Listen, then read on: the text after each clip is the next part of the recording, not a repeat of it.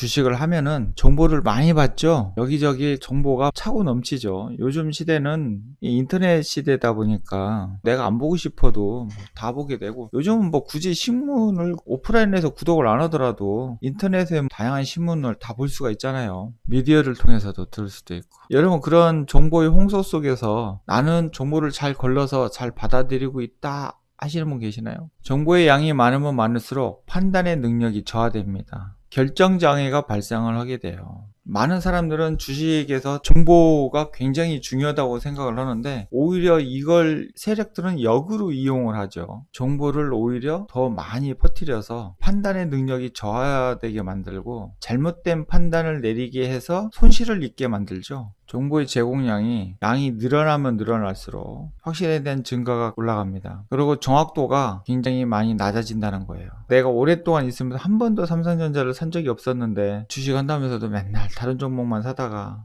가만히 보니까 삼성전자가 진짜 정답인 것 같아. 많은 사람들이 삼성전자에 대한 확고한 신념을 갖게 되죠. 확신이 증가가 되는 거야. 그리고 삼성전자에 대한 정보량이 예전보다 더 많아지네. 그러다 보니까 확신이 더 드니까 어떻게 돼? 여기다가 몰빵을 해버리는 거야. 그래서 여기서 몰빵이 나오는 거예요. 비중을 과하게 들어가는 거야. 그런데 정확도는 떨어진다는 거예요. 정확도가 떨어진다는 건 뭐예요? 수익성이 떨어진다는 얘기죠. 그런데 반대로 정보량이 적으면 적을수록 확신에 대한 것이 없어요. 정보가 적으니까 당연히 정확도도 낮을 수밖에 없겠죠. 그래서 이런 데서는 주식을 매수하기가 굉장히 어려워요. 이게 어떻게 보면은 우리가 얘기하는 바닥이죠. 그래서 바닥에서는 매수하기가 굉장히 힘든 거야. 바닥 매수하려고 너무 여기다 시간 투자를 많이 하면 힘들어. 바닥은 변동성이 굉장히 심해요. 무슨 롤러코스터 타듯이. 그래서 여기서는 다 털려. 설사 샀다 할지라도 다 손절하고. 근데 어느 정도 적정량의 정보가 나오고 그러다 보면은 이렇게 정확도가 좀 높아지는 현상들이 벌어지고 거기에 대한 확신이 조금 되는데, 이때는 이미 주가가 바닥에서 많이 오른 상태야.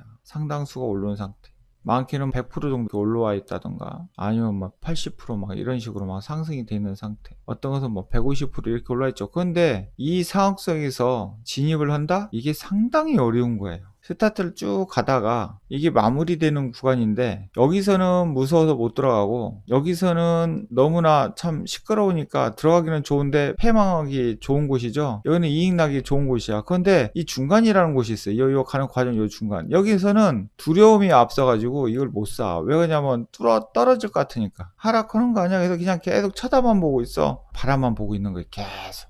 들어오겠지? 들어오면 사야지? 들어오면 사야지? 들어오면 사야지? 근데 안 들어오고 계속 가네. 그러니까 나중에 여기서 잡는 거예요. 왜냐면 확신이 증가가 되고 정보량이 그때서부터는 많이 나오기 시작하거든. 그러다가 이제 끝나는 거지 뭐. 그래서 이런 부분에서는 사실은 들어가기가 굉장히 힘들다. 그래서 여러분들이 정보의 제공을 바라보고 주식을 산다? 그러면 늦어. 정보를 보고 주식을 사는 게 아니라 뭘 보고 주식을 사야 된다? 시세를 보고 주식을 사야 된다. 이 시세관이라는 게 굉장히 중요한 거예요. 이 시세관이라는 게 뭐예요? 이치 밖에 이치. 만인이 비관할 때 사고 만인이 낙관적일 때 팔아버리는 어떤 그런 것들도 하나의 시세관이죠. 거기서 역발상적으로 행동할 수 있는 용기, 그런 것들이 시세관이에요. 그런 시세관을 나타낼 수 있는 여러 가지 현상들이 나타나죠. 그걸 여러분들이 알아야 되는 거야. 그게 굉장히 중요한 거예요. 그러면 나중에 정보가 나와. 어떤 때는 테마로도 엮여서도 나오고, 어떤 굿뉴스가 나오고, 그 기업에 대한 수주했다든가 아니면 아무튼 빅뉴스들이 좋은 것들이 막 나온다고. 그러면서 급등 올라가죠. 그래서 여기서 보시면 이게 반비례 되는 거예요. 정보량이 적으면 적을수록 예측 적중률이 높을 확률이 높아. 근데 정보량이 많으면 많을수록 예측 적중률이 떨어진단 말이에요.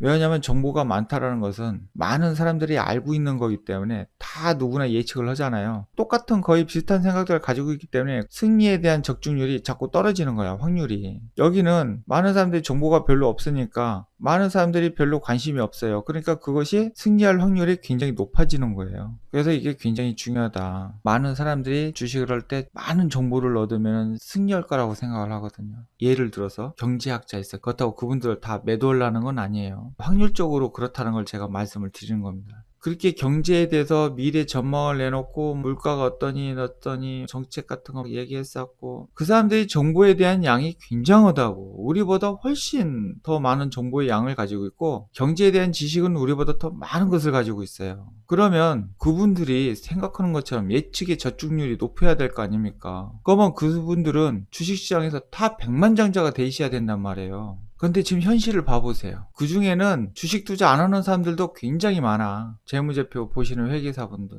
회계사분들 중에 주식 잘하시는 분들도 분명히 계실 겁니다. 하지만 여러 가지 확률적으로 봤었을 때 정말로 1%도 안 돼요. 아예 투자 안 하신 분들도 계셔. 회계사분들 중에. 아이러니하지 않아요? 그분들은 우리가 모르는 회계적인 전문 지식을 엄청나게 많이 알고 있어. 정보의 양이 엄청나다는 거예요. 각 기업에 대한 회계를 다 알고 있으니까. 그러면 그분들은 주시장에서 다 승려해야 되잖아. 근데 그렇지 않다라는 거야.